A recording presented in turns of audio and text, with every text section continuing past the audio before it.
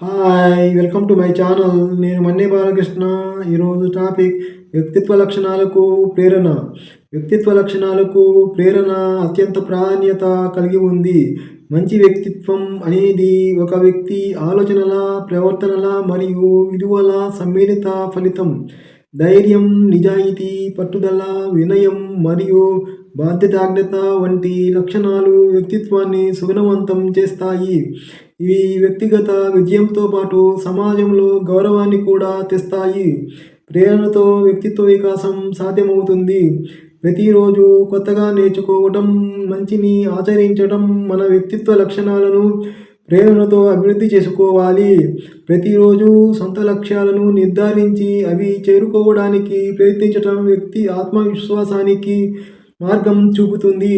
మన వ్యక్తిత్వం సమస్యలను ఎదుర్కొనే విధానాన్ని ప్రతిబింబిస్తుంది. మన లక్షణాలను మెరుగుపరుచుకుంటూ సమాజంలో గౌరవాన్ని పొందడమే మన జీవన ప్రయాణం కావాలి. అద్భుతమైన వ్యక్తిత్వం అలవర్చుకోవాలంటే మీ ఆలోచనలు శుభ్రంగా క్రమశిక్షణతో ఉండాలి. మీరు ఆలోచించిన విధంగానే మీరు మారతారు. Doctor APJ Abdul Kalam. Subscribe.